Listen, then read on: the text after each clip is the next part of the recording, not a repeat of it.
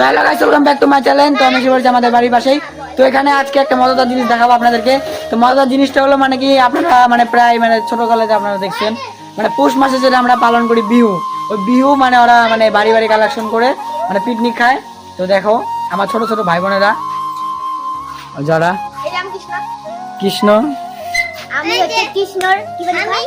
সখী না নাচবো, ও একদম ছোট হাই বলে দিচ্ছে। আর এটা কি রাধা।